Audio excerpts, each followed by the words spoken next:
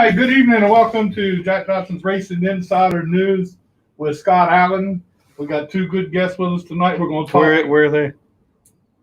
You need to stop talking about that. But we got Vaughan, Crittenden, and Juston, Ellis, and we're going to talk a little bit about the Hampton Heat coming up on the 24th. So can't wait to talk about that. And all right, Scott, go ahead and give us our sponsors and stuff over there. You can talk about Blackwater Station. That's Bob Bondurant's. Okay, is that the restaurant? Yeah, that's the restaurant. Okay. We now have that as a. Okay, thank them. NC 811, GAC Great American Company, Virginia 811, Bondurant Brothers Distillery, Black Acid Apparel, and Factory Canopies. Can't think there's some nice chairs that they give us. Super nice. Are nice chairs. Yeah. MPM Marketing, Performance Plus Motor Oil, Safety Clean, and of course Langley Speedway. I was going to say Vaughan, but Vaughan's here. Vaughan, Bill, Chuck, everybody at Langley Speedway for allowing us to come here and do our show. And I guess you got the Hampton Heat logo in here? Yeah, got the Hampton Heat logo up there. And it was named America's Hottest race. hottest race. That's probably a fact. It probably is. I mean, especially that one few years ago, man. That was Yeah. fun, for sure. All right, let's talk about who got some wins this past weekend. Y'all might have to help me with Langley because I understand there's been some changes back and forth there. So in the Cup Series, Kurt Busch got the win, and in the Xfinity Series, Kyle Busch got his 202nd win, and 102nd win. I'm sorry, 102nd win, and says that's his last Xfinity race. Well, that's yet to be seen, but I think that's not going to happen anyway. Austin Hill won the truck race down at Knoxville. I couldn't think of where it was at. Over at Elko Speedway, the ARCA race, Corey Heim got the win, and our buddy Willie Mullins finished 8th. In the SRX Series, the Camping World SRX Series, Marco Andretti got the win. Down at Wake County this past weekend, Zach Lightfoot got another win and he's on top of the points at Wake County now. In the Bando Series, Riley Music got the win, and Phoenix Kimball finished 2nd. I wish he'd have beat him, but since we're going to talk a lot of trash back and forth. I asked to look at his phone this weekend when I seen him, because when we had her on the show the other day, she's like, "Well, show him what's on your screensaver." He's like, he just threw his phone in the back of the car. I ain't got it. The Carolina Pro Late Model Series race at Franklin County, Gus Dean got the win. Last night in Anderson Speedway, the Red Bud 400, Kyle Crump got the win. Up at Chemung, New York, in the Sportsman Series, our buddy Garrett Zacharias got another win. And then he went over to Evans Mills Speedway in New York. I don't know where that's at. And run the New York Superstock Series and finished 2nd. And he's on top of the points in both of those divisions over there. At Hickory, the limited late model was Max Price. The late model, Sam Butler. Over at Bowman Gray, the modified winner was Tim Brown. Up at Dominion Speedway, they had 2 late model races, and some cat named Peyton Sellers won that race. He's cover. Yeah, Yeah. I think he's going I've to heard make a him. name for himself someday. At Langley Speedway, had some good racing this past weekend at Langley Speedway. I mean, really good racing. The modified race number 1 was won by Rick Godovic. The modified race number 2, Matt Carter, and I think Matt Carter was more excited over Rick winning than him winning. I think everybody was excited to see Rick. I mean, it was cool to see him get that. I mean, how many years has he been coming out here, and how much has he put into it? Marty 16. said he had 150 races before he won his first race. Man, that's a lot. Yeah. Well, that's what Marty I mean, said. hell, he's here every week. He's racing every weekend here this year. It's kind of hard to get that title. Yeah. In the Grand Stocks, Tim Wilson got the win. In the Pro 6, Butterbean Queen. I don't see Scott Allen. Butterbean Queen got the win. So tell us a little bit about Scott Allen's trip on We tried some stuff. It didn't work, so we got to go It back. really didn't work. So we're going to go back the way we were the following week and adjust from there. In the champ carts, I think that was one of those, somebody else won the race. Well, no, somebody else Somebody didn't else win the crossed the race. finish line first. Another person won the race. They were sponsored by DQ too. Dairy Queen. Anyway, I've got it as Chris Becker won the race. Yes. That is correct. Okay. All right. Now, here's where we have a little problem on what's going on. In the U cars, I'm not going to say anything, Justin. I'm just going to let this go right on by. Okay, I'll just tell you, they're unofficial at the moment. Unofficial at the moment. Unofficial at the moment. Official status will be handed out tomorrow. Okay. All right. So I don't know who's going to win that one, so we'll leave that alone. And I don't know who won the Enduros. Chris Kane. Christine. Chris Oh, Kane. yeah. That's right. Chris Kane. All right. This week's driver of the week. I know I'm going to start a war, so might as well go and get it out there now. Let it start. Rick Godovic is going to be our driver of the week. I don't think anybody is going to argue with that. No, nobody's going. That's who it needs to be. But I don't know how to explain this. If you're DQ'd, you can't be driver of the week, okay? And though we don't know for sure that Got a good hunch. That's what's going to happen, he didn't get it. I'm giving it to Rick Godovic because we've already had that happen once this year. Yeah. So that the precedent has been set. So we're going to go with that. Yeah. Consistency. That's right. We're consistent with it. I would have also given some props. I was looking down here at your vote total, and you got Brad Adams in there as well. Mm-hmm. What Brad and his team pulled off on Saturday was really Unbelievable. was remarkable. I mean, the way they put that car back together after that hit. It still ran halfway decent. Well, that was the thing that blew me away. Was I figured they're going to just get it out there for points. You know, you never know if it's like the first race, a couple guys fall out, get 3 or 4 extra points. Mm-hmm. You know, it's a good recovery. Yeah. But to actually make it on the podium, Yeah. With- What are you in at third? Or yeah, second? he got third. Was just wild to me. So that was a great drive by him. I mean, they were welding on that car, doing all kinds of stuff on I that mean, car. I'm sitting there like, I'm calling the race from the infield, and every time I glance, calling from the front stretch of turn 1, I kept having to see their TIG weld that thing to death. So, I mean, it was crazy what they were able to put together there.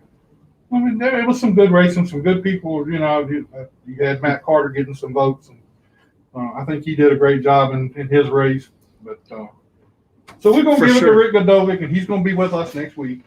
Be here next Although week. I was surprised. I mean, I'm like, they're going to have enough cautions. Matt's going to come back and win this thing. But Rick had a good enough car and just kind of managed the gap between the two of them He there. did. He did a good job.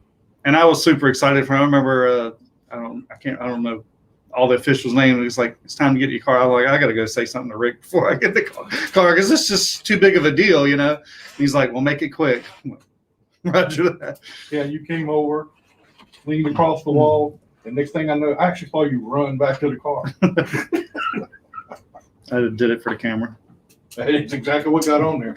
So anyway, we got Vaughan Crittenden with us tonight, and Vaughan, tell us a little bit about all going on for the Hampton Heat. I know you got a lot of stuff you want to talk about. Yeah, so trying to make it the biggest one we've ever had, make sure it's got the biggest crowd, the biggest suspense, the best driver lineup we could put together, a cool trophy at the end of it, promote it like crazy, blanket Hampton Roads with everything. I So love the billboards. I saw a couple of the billboards as I was riding around and saw that this weekend. That was pretty cool. yeah, they had it was normal billboards last week, and then everything this week switched to Hampton Heat stuff. So the idea is give this event the love and the attention that it deserves, and really try to make this not just part of the racing scene in Virginia, but as one of the biggest sporting events overall in the region. I think it is. I mean, it's one of those things that gets a whole lot of attention It does. from a whole lot of people when it comes time. And I think this Virginia Triple Crown thing, I like that. I think that's going to be. No, I love it. I I love think it. that's going to be fun. I think it's going to be when it comes down to it, Martinsville. Who even has anything similar? I don't know of anything similar. Horse racing? Okay, I was talking about in motorsports or in a smaller level. No, I like don't we are. think anyone has that model like we do, just because first off, you need to have the history built in for the three events to work together and for there to be enough prestige there for something like that to work, where you have a team that wants to do all three events. And when you look at other states, North Carolina and Florida, I would guess were probably the other two places this could work.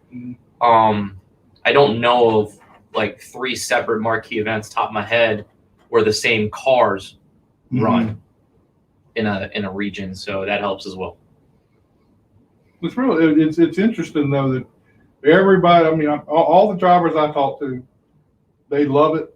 I mean, even Callahan didn't go to South Boston because he had something wrong with his car or something. He didn't go to South Boston, but he says he's coming here. Whether he shows up or not is another story. But I mean, everybody wants to come and run this race, and then everybody's looking forward to Martinsville too. So that Now, do y'all try to make sure, or do y'all just the date is always kind of the same every year? Is it the same weekend every year? Yes. So normally, traditionally, it's the third weekend in the month.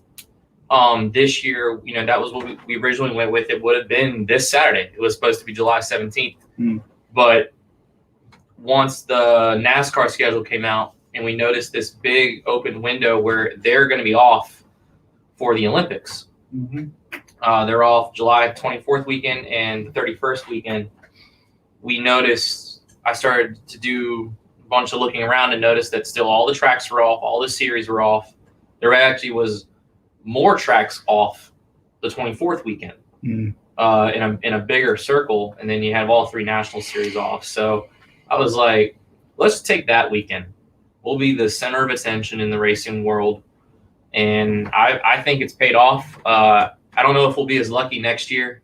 All depends on the schedule, but if there's not an open weekend on this one, next year we'll go back to that third weekend in the month. So how much do you sit down and discuss all this with Clay and I guess Carly and Chase over at South Boston now, and Kathy's still there, but so I mean we still all run our own races. We call each other and meet at the beginning of the season. What's your day going to be for this? And you don't want to find out, well, they had something happen, so they're going to bump theirs a week later, and suddenly you're like back to back maybe. But we talk to each other, we get our dates straight, and then really from there, it's up to each track to make their race theirs.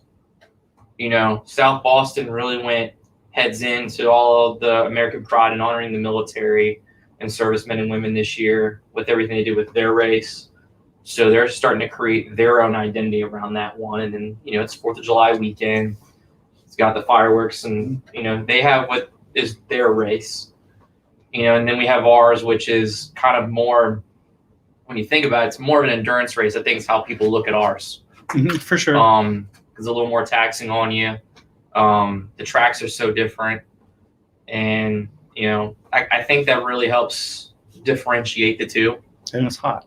And it's hot. I mean, the Hampton Heat name was, they came up with it, way before I started doing anything here at Langley. So, it kind of worked. And I've always loved the name Hampton Heat.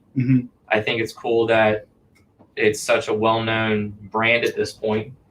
The one thing everyone calls it just the Hampton Heat. It used to be called the Hampton Heat 200 for a while. So this year we officially just killed the 200 part. Just went with Hampton Heat, changed the logo, and I think it has a better ring to it. Yeah, it does, and it makes hashtags easier and all that stuff. And marketing wise, it's a recognizable brand, and all those things kind of play into creating the identity of the race. And especially with the tagline this year of America's hottest race, we just kind of owned it. It's kind of a double-edged deal where, yes, it's a very much a grueling race in the hot July heat, but at the same time, there's also the other play on words where we're calling it, the kind of like the most badass race. It's the hottest race. You got to go to it. You got to see it. But I would agree with that. I mean, I think that, you look at like some of the big races, the 600 or Darlington, those are all long, hard, drooling, yes, tough races. That's the ones everybody wants to win. Yeah, and they also have taglines and an identity to them. You think of the 7500's the granddaddy of them all, kind of the deal, and you got Daytona is a great American race. So there, I just kind of went with that route. Mm-hmm. So what kind of special things you got going on around the race? I'm sure there's a bunch of stuff going on. I gave Juston quite a big challenge this year. Normally, the way the race night would work is we would do all pre-race at 6:45, 7 o'clock like we normally would do, and really would run it like a normal night. We'll run our support divisions, then we'll push the cars around the front stretch, and we'll just have the drivers, introduce right in victory lane, and then they get in the cars and we roll and do the race. This time around, we changed it. We bumped up the start time to officially 6:15. Okay. We're but right before that, we'll have a prayer, and we're actually gonna do God Bless America. Run the 3 support divisions, and then we'll bring the cars on the front stretch, stage them. We actually have a driver intro stage that's gonna come park in victory lane. We're gonna do a very much what I would call a national series pre-race. Mm-hmm. Just like the Cup used to be. Correct. Yeah. So we'll have a stage come up, and we'll have all our dignitaries introduced to the crowd. We'll have the driver intros there, and then we'll do the prayer, the national anthem. Drivers will get in their cars, and then we'll do the command. Stage pulls off. We'll have the race. And then after the race is finished, we'll have the stage come back to victory lane, and then it'll be the victory lane stage. And then we'll present the trophy, winner, photographs, all that I love stuff. the idea. I love the stage thing and making it like a professional. Even though I'm not saying we're not professional, but I think it ups the game. And I like it for the victory lane because the car is lower than everybody else's stand, so you get a picture of the car and a good picture of the group. Well, it's exactly what Martinsville does. Yeah. So the other good thing with that is these Le Mans guys are used to the procedure. Mm-hmm. It's a very similar procedure to how Martinsville do it, except if you think of how they do their heat races, that's essentially where the support guys would go in that same schedule, in a sense. So hopefully this will kind of change a little bit, separate the Hampton Heat so we can have everything together. Mm-hmm. It'll also be a great chance between the support and the Hampton Heat for the crowd to go get snacks, drinks, cool off, recharge for the main race. It gives us a chance to not have this rush to get everything in order, get everything straight right after the last race is done. Hopefully we've given ourselves enough padding in the schedule so where we can actually stick to the start time for the Hampton Heat, regardless of how maybe clean or rough the support divisions I hope are you just before it. jinx yourself. I thought the modified race would have been that. Dwight asks, what's up, first 100 people get free Hampton Heat shirts? Is that something, or is he just asking? I could try, but I haven't Okay. made anything like that yet. Okay. I was wondering, I didn't know if that was like, is it for real, or is he asking, will that be? And Robbie Parker wants to know, is there any Super Street tires going to be available? It's a great question, Robbie. Thanks for asking. And when the time comes, we'll let you know. Yes. Sound like a Bob Levine answer right there. That's a good question. No, we're still in the process of that, Robbie, just to let you know. We're still working through everything with Hoosier Mid-Atlantic to see what they can't supply and what they can supply. So as of right now, the answer is we're planning on it, but going further, into the week, we might know something a little bit later whether it's definite or not. So we won't wait till race day to let you know. yeah, we'll let you know beginning of the week, next week at the latest. So as of right now, it's just one of those things we're fighting like every other track, basically throughout the United States when it comes to tires. I mean, I know people post pictures of tires, and we have plenty of tires come race with us, but do they really have a lot of tires? I'm pretty sure that's not the correct answer. The thing is, they're struggling just like everybody else. This tire thing has amazed me with what's going on with that. I mean, it's just kind of crazy how this is all transpired. Now, we talked earlier about what the plan is, and I'll let y'all talk about it. I'm not going to, say anything about it. But what happens after the Hampton Heat with the tires? I mean, are we in a situation where we're going to have to lay back a little bit on the tires and go with what? No, our process is to stay with the same thing that we started. I guess it's about 3 weeks or a month ago. Basically, we're doing one tire a week. That's the only thing we can do, and we've explained to the racers if hey guys, if you want to race, this is the process we have to go with. I mean, and nobody likes like the late models. I know they don't like it, but you know, at the same time, they leave 2 tires here every week so they can get to the next week. I mean, that's just part of it. If we want to continue to race and have this track succeed, sometimes we have to do things we don't like. And that right now it's the 1 tire rule for the support divisions and 2 tires for the late models and 2 tires for the modifieds. You don't look at it like this. Vaughan got the job as the promoter, every gentleman, whatever he's got the promoter title is. He got that job. We had COVID. Mm-hmm. The next year, now we have a tire problem. Mm-hmm. You don't see a problem there. You don't see any. It's a common denominator. I can't say that. Really excited for the gas and fabrication shortage next year. So who all is coming? Have you got a list? I mean, I know you said you had a little bit of one there. Yeah, I mean, obviously there's quite a few names we've already put out there. We've been kind of introducing about 2 a day so far. That's by design. We have a much larger list. We're just kind of spreading it out. So I think actually another one's going to probably pop up while we're on the schedule here. But I can roll through a list here. So far, we have officially 25 registered at the moment.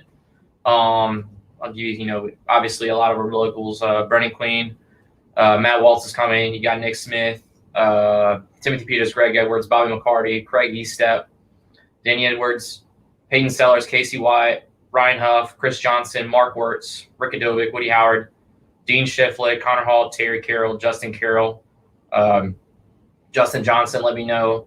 Him, Caden Honeycutt, and Blake Stallings will be coming. And Thomas Scott let me know he's coming. And then we've got a few more in there that we kind of have like what's called like a 90% yes. We're just waiting to hear the final word from them. But there's a lot more names we plan to add to this list. You listen to that list that he just named. I mean, that's some of the cream of the crop of late model stock car racing on the East Coast. I mean, think about it. Think about it. And they're going to be here. And with the history of Langley Speedway, that's a big deal. That's a big deal to have that happen. It is. I know some people are like, man, we don't want to put so many cars because it starts to impact the race. But, man, I just love seeing what I would call an absolute full field. I know it makes this guy he has a little different opinion about it. But, I think there's a real path to at least 30 to 35 cars.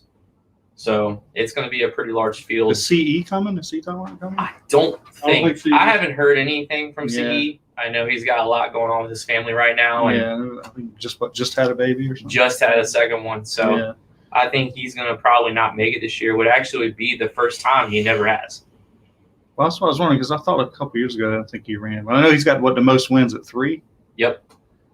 And then so there's 4 drivers that have always run the Hampton Heat. So it was CE, Danny, and Greg. And then I have to pull it up. I want to say – so a couple weeks ago, I actually went and pulled stats. Yeah, this took a lot. But I want to say Nick Smith is the other one who has been to all of them. Who's got multiple wins besides CE? He's the only one. Oh, is he? Yep. I believe he had 2010, 2011, 2014 are his 3. So that leaves 10 total. Has Nick won? Nick has won. Let's say. Yep. He would have won 2 if he didn't come down pit road the one time, right? Yeah, him or Matt, right? Him or Matt, yeah. Or actually, I think Matt was the one leading the race, wasn't it? Or was it? They were 1 and 2. It was Matt and Nick, and then the whole pit road thing. That shaped a lot of things because that race up to that point was also a Tracks Point race. And that race actually ended up having implications for the track championship once we looked back at it. And then from that point on, the Hampton Heat was no longer a Tracks Point event. Huh. It's just national points. That's what I was getting ready to ask. It goes with national points. So. Yes. Yeah, I knew that. I knew it wasn't a weekly or track points deal. Yeah, so we took that out of it. Yeah, but that kind of makes it a little better for all the guys. It helps it, yeah. For sure. So do you go out and ask these guys, I saw you put out a thing by asking, please let me know if you're coming and whatever else. I mean, do you get in touch with them and say, look, this is what's going on? Yeah, because you're trying to get information. Obviously, the main reason why I'm doing it is because I'm trying to put together these graphics and, They take a little bit of time, so yeah, you want to get a good list together and then kind of churn them out, schedule the posts so we can get the word out on them and just kind of do the things I want to do to promote the race. And obviously, I hope to hopefully by this time next week to actually be able to put a full entry list onto the website of everybody that will be running. So just trying to get it together so you can make your plans. When do you start working on it for next year? After this one's over? You already are, because as you do stuff, you come up with ideas and different ways that, it's too late to do it this year, but you definitely want to try it in the future. So you're already thinking of ways to do things next year. Making notes saying this is what we're going to look at for next year. Exactly. That's a year-round thing, I guess. It is. It's always a year-round thing. All right, Justin.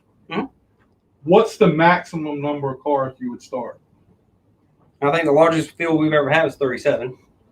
In all the years we've been doing this, so if we have 37, I got a feeling we'll probably start 37. All right, now that's starting 37. Let's make Vaughan happy for a minute. Okay. Let's say 45 cars show up. Okay, I'm throwing you under the bus, man. This guy. 45 cars show up. Vaughan's happy. He's getting paid good and everything's good for him. Where you stand then? Do you have to go back and start thinking about heat races? And that aspect of it, it's kind of one of those things you kind of float back and forth on. You speak with operations. We talk to Bill. We talk to Chuck. We talk to Vaughan, of course. Come up with a game plan, especially if we know something that's possibly going to happen on Friday. It gives us a chance when everybody shows up for practice, if they do show up for practice. But the ones who don't, we still know they're confirmed for Saturday morning coming in. We start thinking about it and making sure that we're doing the right plan for everybody who's going to show up at the racetrack. Because at the same time, you always want your event to be a pristine event as well. Same way as Martinsville. Martinsville, basically, if you don't make the show, you go home. And in that aspect of it, that's one thing that all of us short tracks, with South Boston and ourselves with it, hopefully we get to that point where we're doing the same exact thing. Because that makes it that pristine event that I have to be here in order to be at the final show.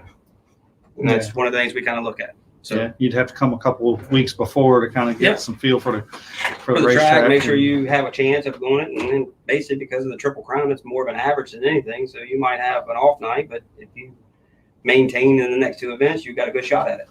All right. One of the questions I got sent to me this week was, what is the deal?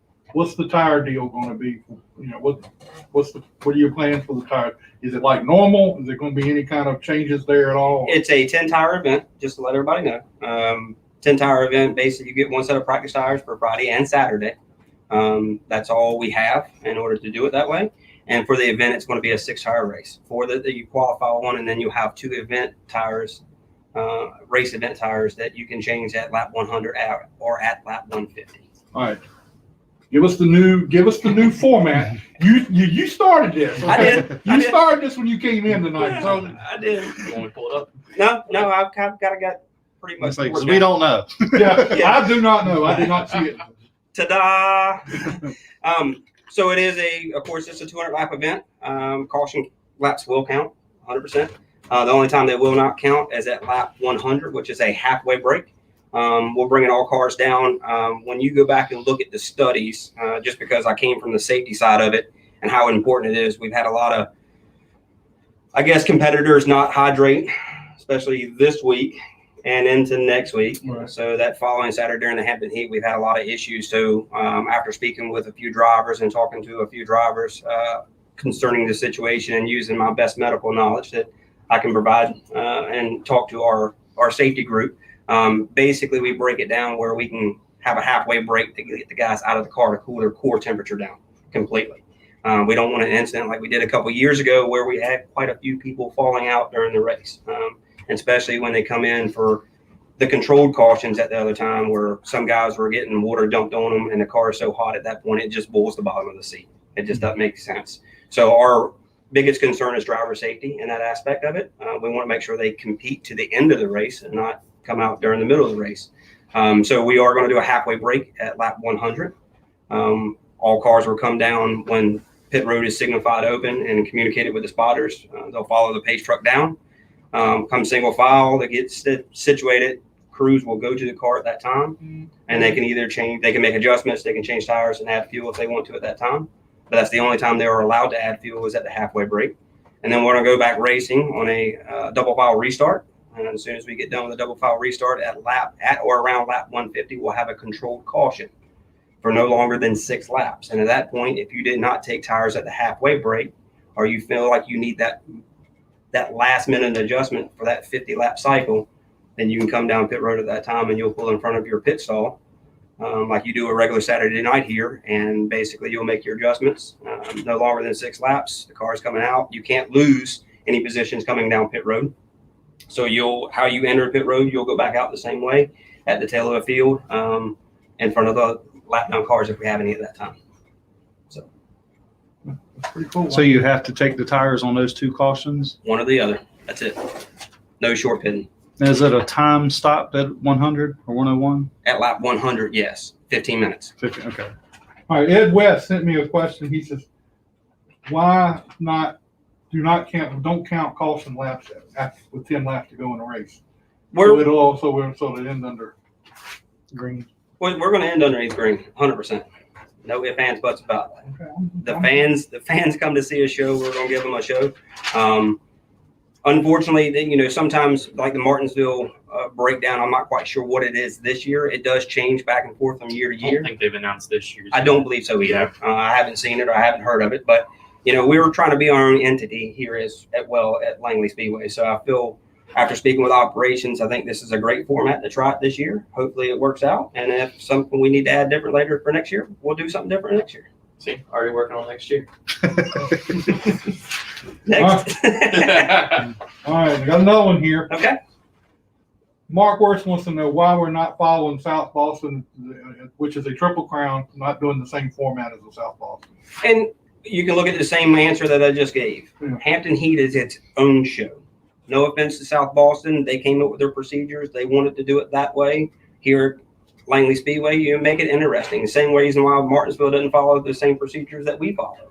And then it just makes it interesting for everybody. It's a little bit different. You start thinking of pit strategies and how are you going to get to the end? Do you make that call at lap 150 and hopefully more cars come down pit road or less cars come down pit road and you have the new fresh meat on the car? You got those fresh shoes running, so therefore maybe you might be able to blow through the outside of it and get a groove that sticks. Well, you pretty much eliminated 3/4 of the questions I got. I'll also give Mark a benefit of the doubt. I think when he was asking that question, that was before Yep. our update with the actual 100 lap break, Right. where It before was. it was a controlled caution. It So was.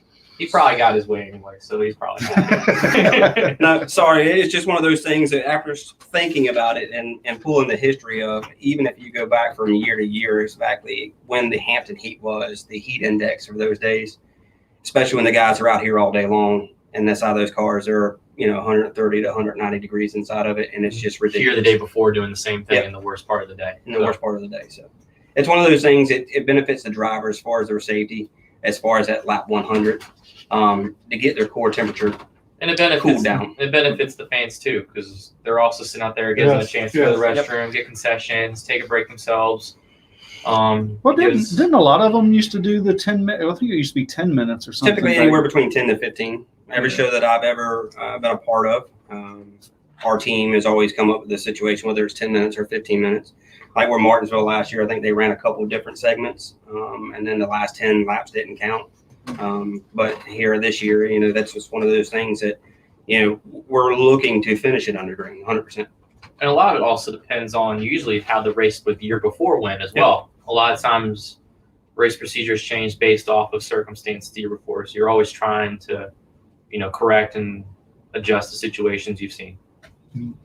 And just so everybody knows, it actually was, the new format was posted. Vaughan posted it about an hour and a half ago. So it is out there. If you feel like you need to talk to me or call me or ask any question, please by all means call me. Or at least call the racetrack, and the racetrack can send me your number and I'll reach out to you the same day. Read that one, Anthony. And it says they ran 400 laps last night at Anderson with every caution being controlled in a 4-lap period where caution laps didn't count. It was less than 3 hours, run the whole deal, and it was a crash fest for 100. and 100-degree heat. I guess it's just a statement. Yeah, I don't think that's a question. On there. All right, now Andre Greer sent me some questions too.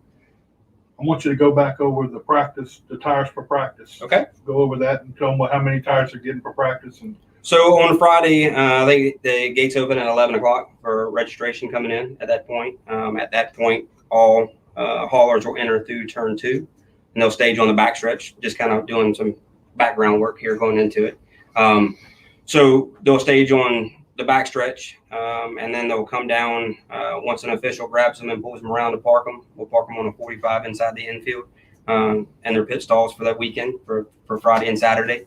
All haulers will be there. Once everything gets done, we get done with our drivers meeting at the start finish line, basically to kind of give the crew chiefs an idea of what's going to happen for that day. The tire area will open up. You'll have one set of practice tires that you can get at that point. We're going to mount practice tires first because we know have a lot of competitors come in, and even our own locals here, they're running out of practice tires right now just because. So what they'll do is we'll open up the tire gals will start mounting practice tires first. At the end of that day, once you get your practice tires all settled, we hope that you'll have your tire specialist come back to the tire impound. We'd like to mount race tires at the same time. That way we can leave them in impound overnight. That way the next day that's already taken care of.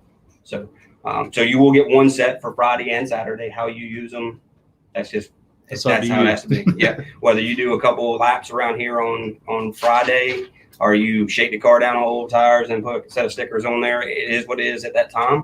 But that's the one deal you have to make last for the weekend. So. All right, this one's for Vaughan. All right. When will you be posting the payout sheet and everything for the race? It's on the website. It's been there for about 4 weeks. Oh, okay. All right, Greer. That was the answer. Made me look good, didn't you? I mean, I think you cleared up with everything with the new, the way the format and everything. You cleared up a whole lot of people's concerns. Yeah, and I know it was kind of misleading to a certain point, but once I started thinking about it more and more and actually talking with a few people, even people who don't race here on a day-to-day basis or a weekly basis, should I say, and even drivers who are not even coming to the Hampton Heat, I started talking about my concerns, and that's kind of where it happened. Now, even to the point where I told Vaughan, was it last week? I think it was a week before. I said, listen, I think I'm going to change the format, and this is the reason why. So, and he was okay with it. Bill was okay with it. Chuck's okay with it. So it's one of those things we're definitely going to try it. And the driver safety is the biggest portion right now. So no, it makes sense. I mean, to do it that way and keep counting the caution laps and when, in the years past, everybody always went to the halfway break, go back into 100 laps, halfway break, go back into it. And sometimes it becomes follow the leader. And, here at this track deserves the recognition of the raciness that it is. You can race around this racetrack if you understand how to get around it. I'm not going to ask you about the invert this time because you told me. No, we will not have an invert. And at lap 100 or at lap 150, no ifs, ands, buts about it. Because of the fact that I think, these drivers deserve the position they earned. I honestly believe that, not knocking anybody who does it. We are required to do it for points racing from week to week when it comes to national. But that's when you have true twin events and not single events. So these guys deserve it. And that's the reason why we're doing a double file restart instead of, a cone or anything else. Because if you come in and take your tires and nobody takes the cone and you go to the outside, you just advance your opportunity of possibly winning this event. So instead, we'll do a double file restart. And it makes it a lot easier, just like restarting the race. Is the double file every restart, or is it just the brakes? Just the brakes. Okay. Cone and free pass will be in effect for all the rest of the regular cautions at that point. But for those who are listening, make sure that you're tuned into the race control tower and that aspect, because we're not going to wait lap after lap. We're not going to burn up a lot of laps in order to get the cars where we need to go. You'll be directed a couple of times. The official in the spotter stand will direct you. And after that, if we don't get in place, then it's a 50-50 call whether you like it or hate it. Yeah, so I've heard you say, you don't get in line now, I'll rectify it afterwards. Don't confuse me with my predecessors now. I have not had the opportunity to have to do that this year. I know, because of the fact that the spotters here are genuine, very concerned about where the driver needs to go. They'll ask the question and we'll get it together. My goal is to have this racing back within 4 to 5 laps, no matter what caution, as long as what's happening on the racetrack with track services that's not going to dictate exactly how long I have to go. So you never can tell what might happen on the racetrack. So therefore you have to allot some extra laps, because what happens if we have to do patient care, we have to transport out. But our goal is to get to the scene of the incident, the safety team and the track services team to get there, get to the incident, package the driver, patient care if we have to, or just for the mandatory ride to the infield. Because believe it or not, we set that rule at the beginning of the year. If your car cannot drive off, it's a mandatory ride to the infield evaluation center, which is our driver lounge. Yeah. We don't want people, we don't want drivers, we don't want anybody walking across the racetrack. I mean, because it puts track services in danger, it puts them in danger. So we just don't want it to happen. Yeah. Gary wants to know, do you have to buy gas at the track? Yes. Okay. And Anthony's got a couple of questions here. He says, my question is, why can't we use the controlled caution format? It speeds up the show and allows the different strategies, because you can pit for tires at any point, make it a minimum 2 stops. If you do tires, you can't add fuel. The format has been worked in big super races for several years. Yeah, and I completely understand where Anthony is coming from. We've had conversations in the past. Anthony is a spotter that I can rely on and have conversations with quite a bit. He's, like I said, he's a person that I've picked his brain over the years, especially when I was getting into calling races or being a director. It's one of those things that we've always had a good relationship in order. So he's not afraid to tell me how he feels sometimes, which is a good thing. I have no problem with it, as long as it's done respectfully. That's Barbara coming out. Yeah, I know. Yeah. So, but with that being said, I mean, I understand where he's coming from as far as the controlled caution, but I know the 15-minute kind of drags out the whole deal. But it's more about driver safety this year, because the last couple of years that we've tried to control cautions underneath former race directors, it's one of those things that I think this year, just because of this safety concept, it's going to be best for the driver to get out of the car to cool the core temperature, because from what I'm looking at right now, next week it's going to be just as hot as this week. All right, now, are you saying that the drivers have to come out of the cars? They don't have to, but I mean, in order I mean, to cool in other words, you're going to tell them it's best for you to do this. it is. I'd be stunned.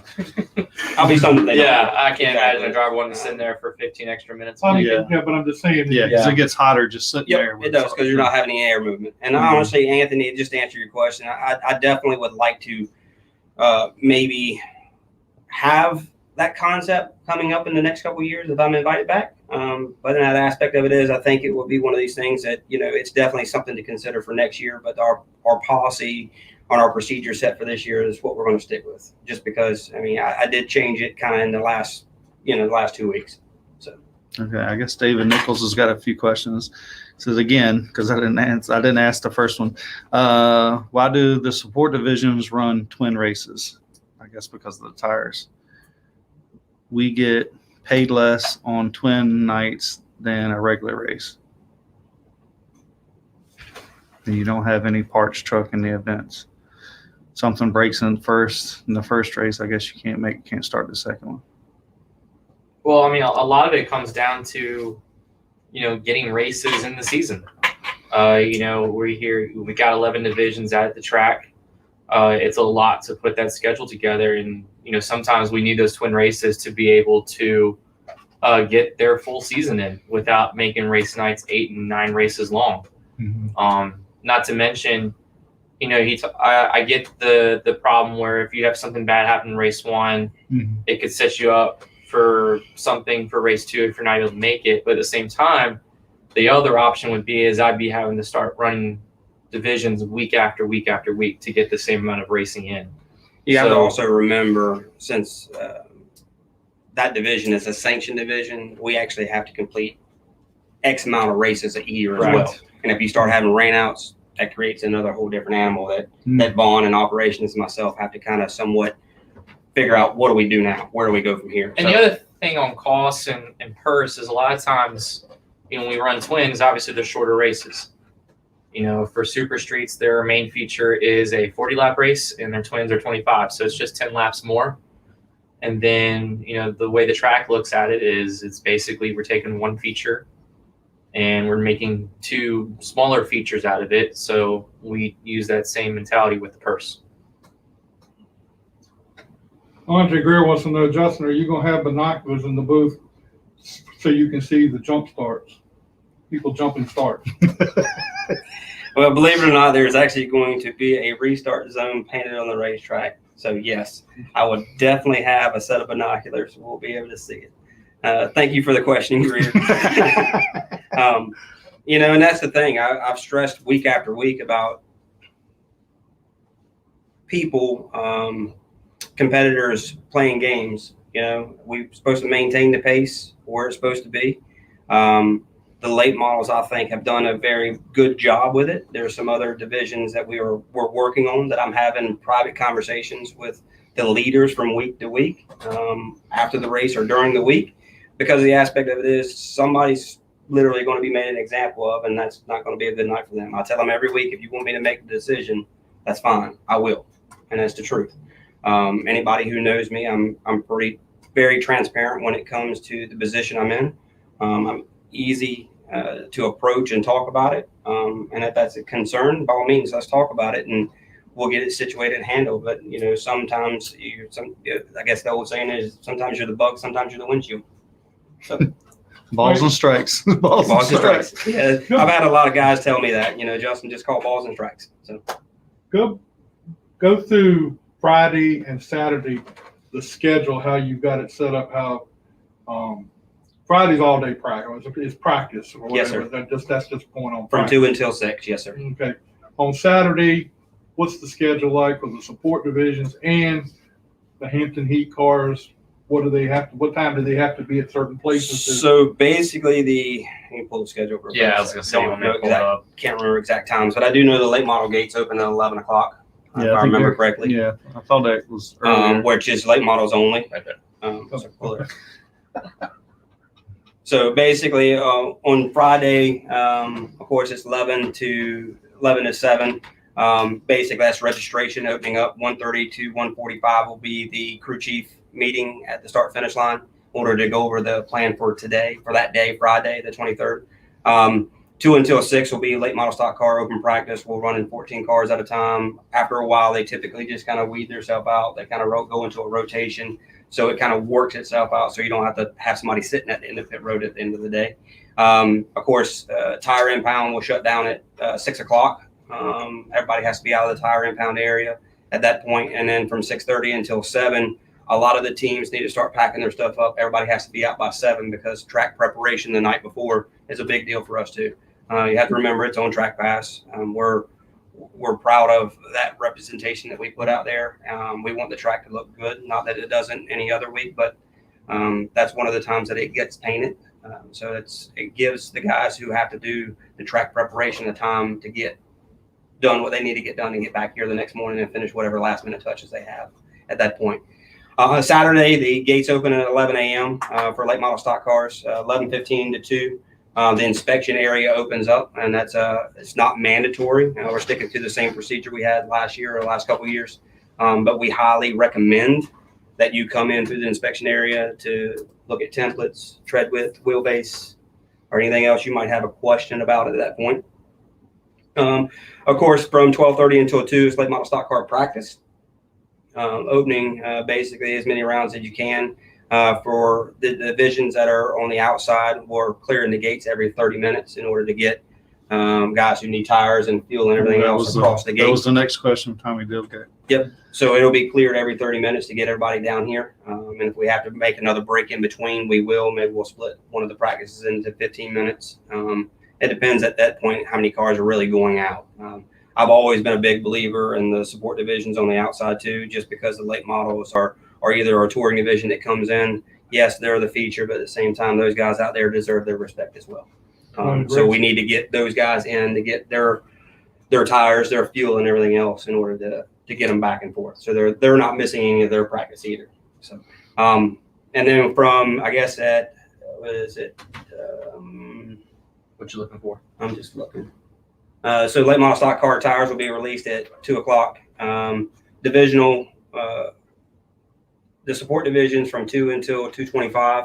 210 to 225. 210 to 225 will be drivers meeting. 235 to 415. There'll be 3 rounds of rotating practice, where your last round of practice will be your qualifying, Euro style qualifying for the support divisions at that point. And then, of course, late model inspection begins for qualifying inspection, pushing on through the schedule. I was going to ask, how many times does the late models got to go through inspection? What do you mean? So, like, when they, like the guys that come here on Friday, is there like a? No, sir. Inspection will not be open up on Friday, Okay. just because of the fact we'll be moving tires back and forth, getting everything situated. That's one of the things I'm working with Brian Crawford on. I don't believe we won't have anybody there. He has said hi a few times. Hi, Brian. Hi, Brian. But Brian Crawford will be here on Friday, and if he deems it necessary, where we can open it up, if the guys want to start looking at stuff, we can. But at that point, we have a lot of moving parts and pieces on Friday to try to get ready for Saturday. So that's one of the calls we've always made for him. At that time during the day, safety inspections, of course, are very, very important, especially if you have not been here this year and you don't have a Langley approved sticker on your car. Belts, window That's what I was nets, getting ready to ask you. ponds, Yeah. helmets, fire suits, all that. Safety inspections still have to be completed for every car that has not competed here at Langley Speedway this So year. if you've not competed here, you still have to go through and get a Langley sticker on your car Correct. before you can race. Yes. Is that before you can practice, or? Yes.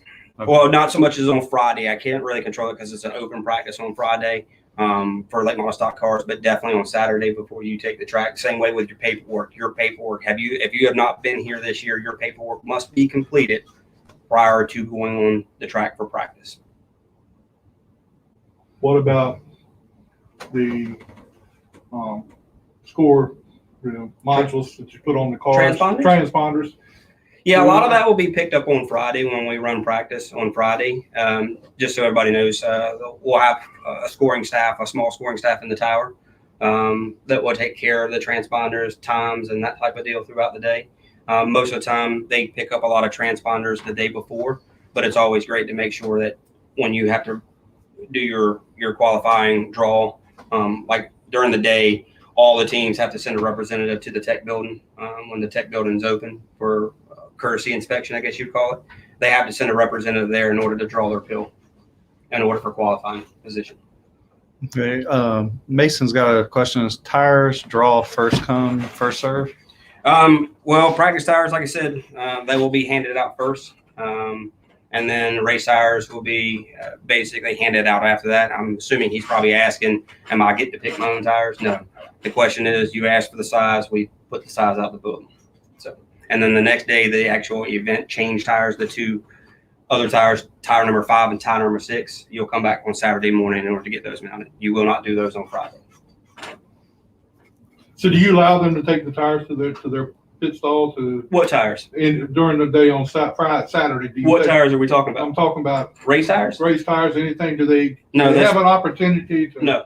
do anything with those prior to No. the time? Okay. They can mount them, put them in the back there, and a lot of their tire specialists like to touch them and rub on them and kiss them and tell them good luck and Make all that good love to stuff. Yeah. But they'll stay in the tire impound throughout the day until they are released. I think it's at 2 o'clock. Yep. Qualifying tires released at 2 p.m. and then the tires 5 and 6, you actually won't be able to get your hands on.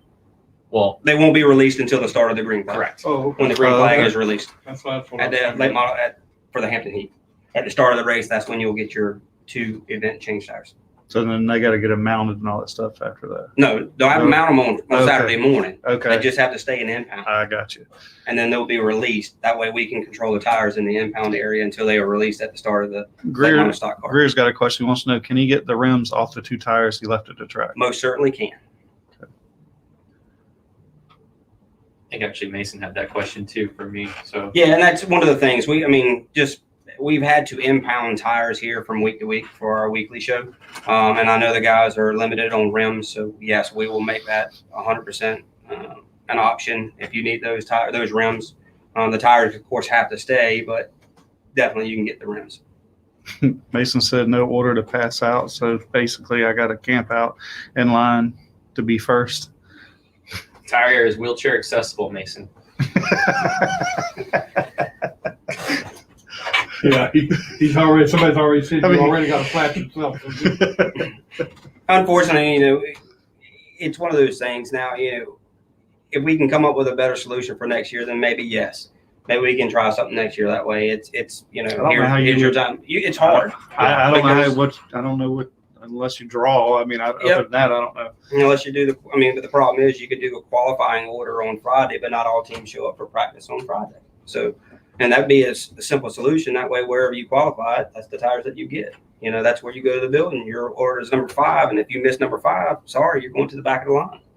I mean, it's a possibility going into the future, but as of right now, it is basically a first come, first serve. all right. Anybody got any more questions out there? This is the time to get it out. We got the main people here to answer these questions. So anyway, I hope the Hampton Heat turns out to be a fantastic event. I can't wait to be here for it. I know it's going to be big. And When you gonna release what the trophy looks like? Hopefully beginning of next week. see, you didn't even have to bring that up. It's all good. No, the trophy. Hope to get my hands on it this week. Gotta do some promotional stuff with it to kind of make the release, get a pop out of it, and then we will reveal it next week. It's gonna be good. Next year, can we get it early? We can just put it on the table next year. Oh when we yeah, do we'll this get show. earlier next year. We can do that for That's you. as close as he's ever going to see one. You're right about that. Especially if I'm racing with him. I hear you going to race. That's the goal. Hopefully we were actually trying to do it last week, but after watching that race, that might have been a good one to skip.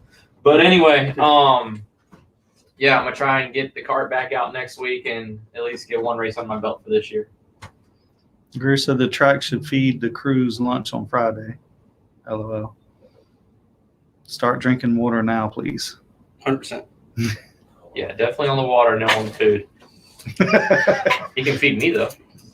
Of course, everybody has to remember you cannot just drink Gatorade the whole time or Powerade, whatever it is. You got to hydrate long before you get to Saturday. Well, I'm just saying, but you can't just because too many Gatorades and stuff. too many is really Gatorades not are bad good. for you as well. Your body will actually start to cramp.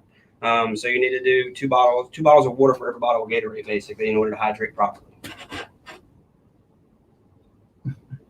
Mason says, I got a case of beer. Is that okay? No, it has water in it, but not enough. It's not allowed in the gate, Mason. All right. Well, I think that's all the questions we got. So appreciate you guys being here, updating everything, and letting everybody know what's going on with that.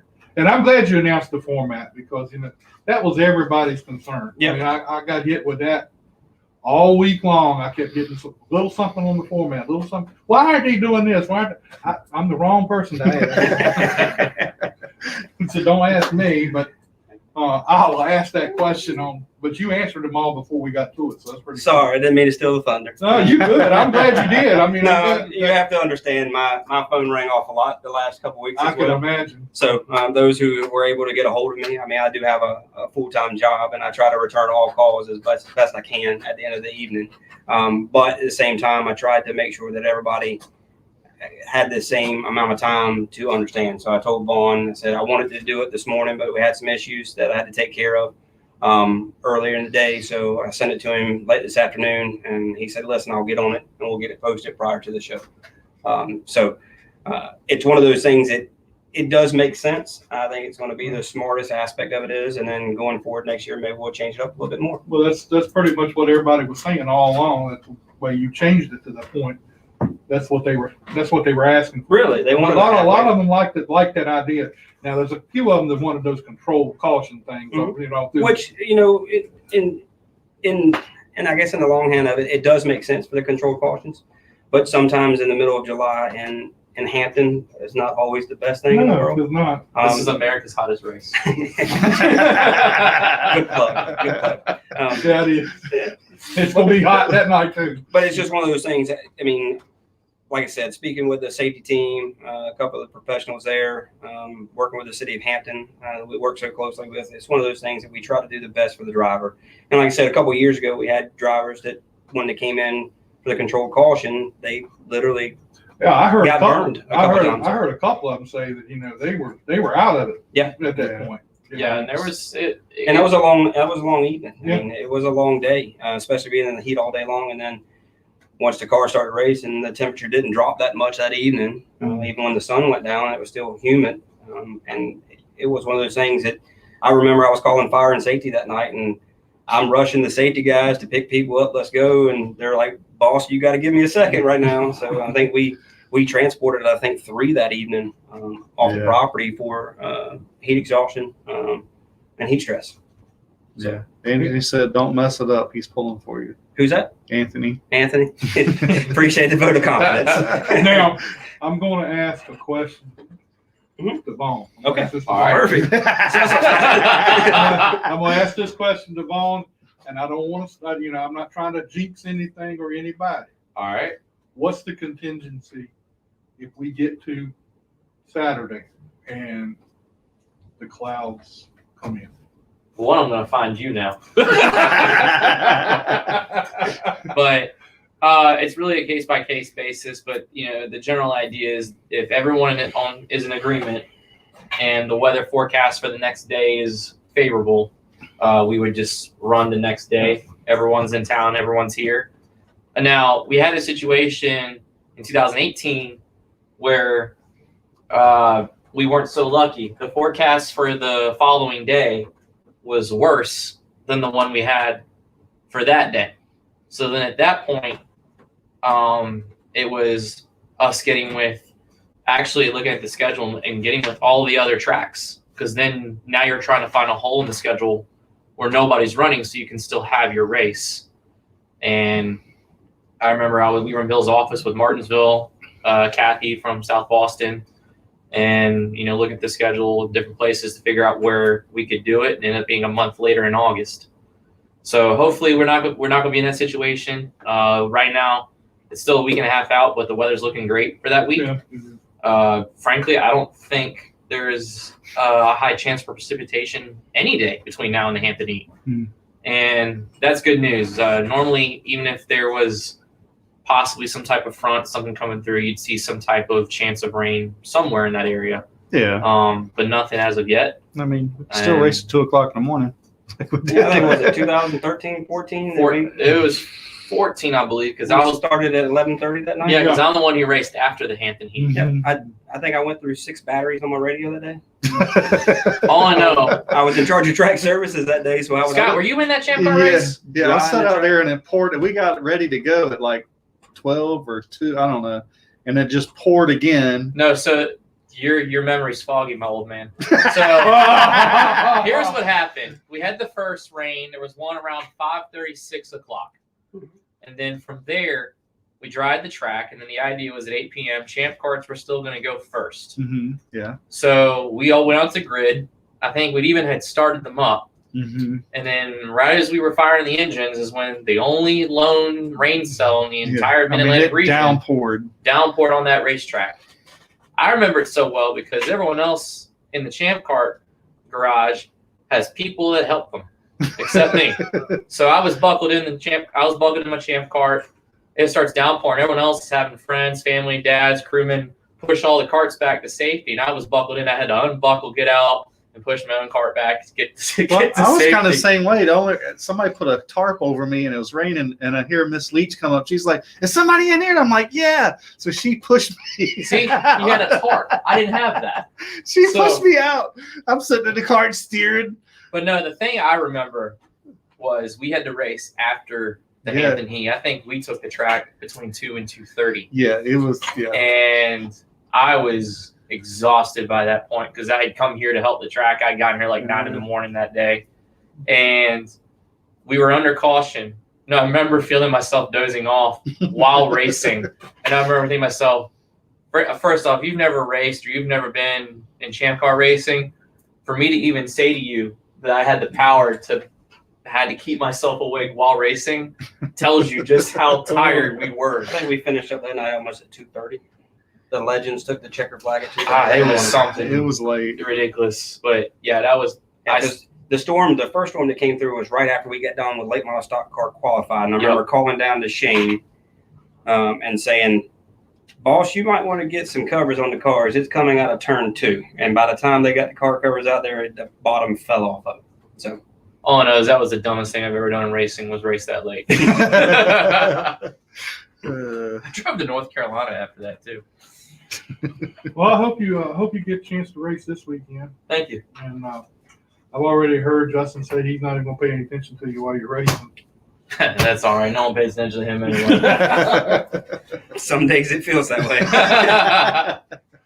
All right, well, that's our show for tonight. I want to thank everybody for being here. Justin, appreciate you coming by. Yes, I know sir. you got a lot going on, and hope everything turns out good for you, but appreciate you making time to be here. Yes, sir. And Vaughan, appreciate you. I know you got a long trip ahead of you when you leave here. I'm actually going to change clothes and start painting here.